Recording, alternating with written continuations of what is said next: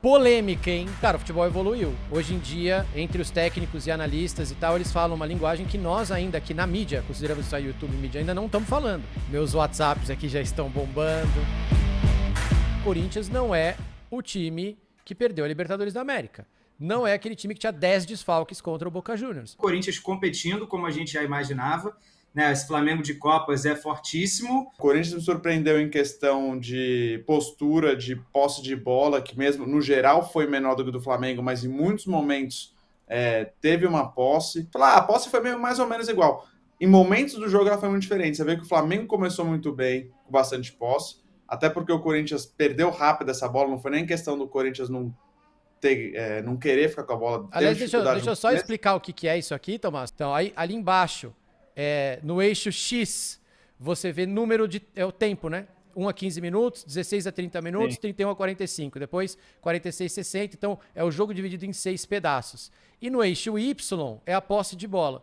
Vermelho é o Flamengo, o Corinthians está em preto. Conta aí, Tomás. Mas foi isso, né? O Corinthians em momentos do jogo teve uma posse muito parecida, inclusive ali no meio do segundo tempo teve 60% de posse por um período. Isso me surpreendeu. Chegou bastante no ataque, eu te mandei lá os números também de último terço, de área. O Corinthians conseguiu chegar.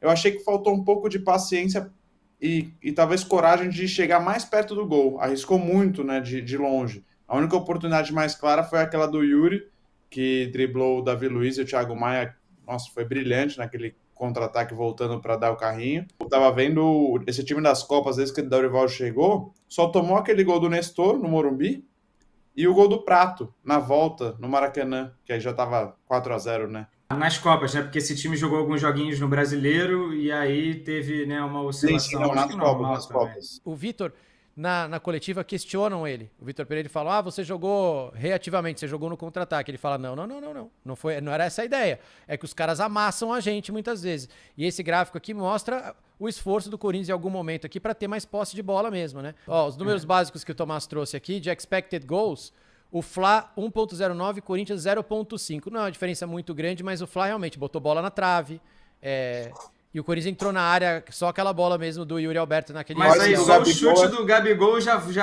é a vantagem toda aí, provavelmente, total. Né? Já é quase o número do Corinthians, é 0.55, assim, só do Gabigol. Só para explicar para a rapaziada, né, tem muita gente nova, isso é o percentual de chance de fazer gol baseado em 500 milhões de finalizações estudadas que eles aplicam uma nota para cada finalização, dependendo se está com o pé bom, pé ruim, se tem gente na frente, onde é que o goleiro tá, a bola veio por alto, né, ou veio por baixo. Esse número de contra-ataques aqui realmente confirma o ponto do Vitor Pereira na coletiva. Ele falou, não, a gente não jogou no contra-ataque do Flamengo, então o Flamengo teve mais, né?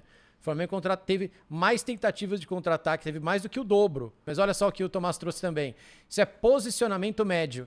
Então o computador pega todos os fantasminhas e depois calcula a média de posicionamento. O posicionamento ficou bem concentrado ali em volta do grande círculo, Tomás. E é legal ver, né, as substituições. Você vê ali no Corinthians o 21, quem entrou é o Matheus Vital, e o Cebolinha o 11 ali no Flamengo. A gente não sabe o quanto é uma informação, é um pedido, né, do treinador, às vezes só a característica mesmo do jogador. Eu acho que foi de propósito. Esse 4-3-3, né, do Corinthians, o Roger Guedes, historicamente, com o Yuri Alberto e o Watson, que são os 3 atacantes aqui da frente. E o Flamengo naquele 4-4-2, meio que um losango, com o João Gomes um pouco mais pela esquerda, o Everton Ribeiro mais pela direita, mais avançado. Você vê o Rodinei ali no campo de ataque perto, e o Gabigol e o Pedro bem pela esquerda, né? Eu nunca vi o Pedro jogando tão longe do centro, assim, principalmente no primeiro tempo. E o Roger Guedes numa linha de meias, né, do Corinthians, né? Tá mais alinhado aos meios do que aos atacantes. Deixa eu ampliar então, mostra o quanto ele gosta, às vezes, da bola, às vezes, não sei o quanto é uma impaciência dele Roger é o de 10 querer aqui, ó. receber a bola. Roger é esse 10 aqui, certo?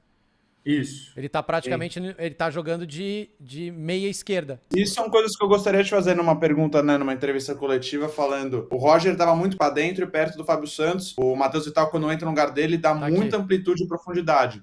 Isso foi uma coisa que você não gostou no Roger? Tipo, foi uma impaciência do Roger ter que vir receber a bola? Ou isso é treinado mesmo e ele joga assim? Você ia tomar uma patada. Tem mais um negócio legal que o Tomás trouxe aqui que eu gosto muito. Isso aqui é o mapa de duelos. Pra gente ver quem marcou quem pegou quem. Esse é o número maior. É o duelo do Pedro com o Fagner. Então a gente viu isso na transmissão, né? O Fagner em cima do Pedro muito. Foi talvez o maior duelo. Quem levou a melhor aí? Não, tá meio a meio, que você vê o campinho branco e vermelho, tá igual, né? Então, por exemplo, você vê o Yuri Alberto com o Davi Luiz, que tá número 7, tá muito mais vermelho. Então quer dizer que o Davi Luiz ganhou a maioria. Olha o Gil com o Pedro também, cara. Olha esse sinistro. O Gil ganhou 8 e só perdeu 2 pro Pedro. O Gil fez um partidaço ontem. Esse número 8 que tá no meio da tela para vocês, então é o Gil na disputa com o Pedro. Ganhou quase tudo, certo? E aí, chegamos ao assunto polêmico. Que não gosta de falar de arbitragem. Mas hoje vou falar. O seu Braulio Machado não viu o segundo amarelo clarinho, ao João Gomes. Mas o Dorival viu. Porque o Dorival viu, logo a seguir tirou. Depois o seu Rodrigo de Alonso Ferreira não conseguiu ver no VAR, lá em cima, com toda a tecnologia disponível, não conseguiu ver que aquela bola bate no braço, que o braço não está ao longo do corpo, que está em volumetria, que impede que a bola chegue no Juliano, e ele não conseguiu ver isso. Nem teve dúvida, nem sequer chamou para análise. Eu não quero ouvir agora durante a semana e até ao próximo jogo ouvir falar de flores, de furiados. Eu quero que se fale nisto.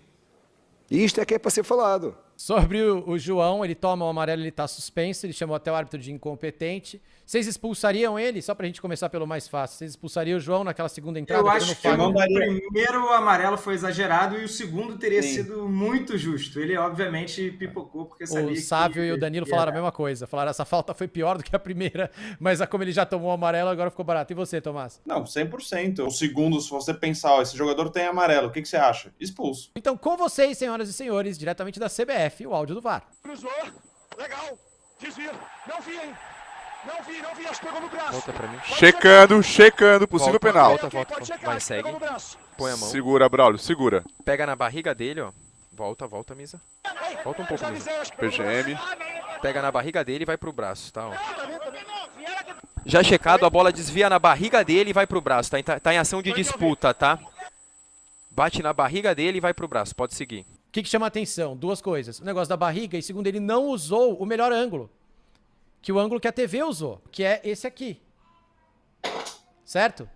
Esse é o melhor ângulo. Porque esse, se você chega nesse aí e começa a passar ele em câmera lenta, você vai ver que essa bola ela não muda a rotação dela. Não pega em lugar nenhum, no máximo raspa na coxa, no máximo. Olha aí, ó. E ele não usa esse ângulo. Ele usa ângulos piores, ele usa ângulo de frente. Então, é um erro de... Eu sei que tem o negócio do Flamengo, mas isso é um erro de VAR, é um erro de pressa, é um erro de um VAR mal feito. Eu prefiro um VAR que demora e acerta do que um VAR com pressa que faz uma cagada dessa. Bateu na barriga, por isso a gente não vai nem analisar se o braço estava ou não em posição natural. A gente ainda não tá entrando no ponto se foi ou não pênalti, na nossa opinião. Então agora vamos lá para a regra da mão. Peguei aqui em inglês, regra da mão na bola. Quando toca deliberately touch, né? Quando toca deliberadamente, não sei o quê. Toca na bola com a sua mão ou braço, que é essa parte aqui. Aqui não é pênalti. Quando você tá fazendo uma ação antinatural, né? Você aumenta o teu corpo de forma antinatural. Um jogador é considerado por ter aumentado o seu corpo de forma não natural quando a posição da mão não é uma consequência de ou justificada por o movimento do corpo específico para aquela situação. Aí pergunto, o movimento do corpo para aquela específica situação não foi típico? Não foi típico? Tô sendo um advogado do diabo. Não, eu acho que é a grande discussão, porque aí, se a gente for pegar na própria transmissão, o Salvio na Globo falou uma coisa, e o Sandro Meirahit outra, falou outra, né? Então, para mim isso não deveria ser pênalti. Não pensando no que a FIFA recomenda, etc. Na minha visão isso não deveria ser pênalti. No Brasil essa mão é muito marcada. Isso, muito, esse é o problema. Na Inglaterra, por exemplo, não. O seu Arsenal de vocês, o Gabriel Magalhães deu uma manchetada na bola esse final de semana e não deram pênalti. Mas foi a FA que mudou. Então, e aí eu acho que nós vamos para outra raiz do problema. A falta de treinamento do VAR é uma, quer dizer, ele deveria ter feito isso com mais calma, mas o critério é esquisito. A regra, depois que mudaram essa regra da mão, deve fazer o quê? Uns 2 anos, em julho do ano retrasado, que começaram com uma recomendação. Estão mudando toda hora, cara. Esse que é o problema. Eles não conseguem se decidir, deixa confuso o processo, tá horrível. Aí fica difícil. Porque realmente você vê um monte de gente marcando essa e não marcando. E aí sempre aparece alguém e fala assim, então já sei, vamos fazer uma coisa binária. Bateu na mão é pênalti. Aí o que acontece? Chega os engraçadinhos como o Neymar, na beira da área, levantam a bola e colocam de propósito. Isso aconteceu quando a gente começou com essa regra. O cara levantava e chutava na mão do zagueiro de propósito. Eles têm essa habilidade. Os engraçadinhos, os de anteninha na cabeça, como diz o Clear, eles conseguem fazer isso. Então, essa também não resolve. Eu não sei se eu marcaria. Eu tô muito em dúvida. O braço existe, ninguém joga assim. E ela não tá também tão aberta, que eu acho que o jogador ele tem que ser prudente. Tava no limite ali entre ser posição natural ou não ser do braço. E se eu pudesse só falar o que tem que ficar do 3 na área de hoje, que não é roubado, é um erro de operação, problema de critério, e acontece. Esse tipo de coisa acontece. O problema é que pode chegar lá no fim e decidir um título que vale muito, né? Esse que é o problema. Mas, cara, é do jogo. É o jogo que a gente escolheu gostar. Eu ia dar like certeza agora, só de raiva. Ajuda a gente. E se você quiser ofender a nossa honra no chat, lembre-se, só para inscritos. Então é só se inscrever no canal para você poder xingar a gente à vontade aí no chat. Os primeiros 3 xingamentos são gratuitos, a partir do 4º você vai ser expulso da live. Obrigado a todos.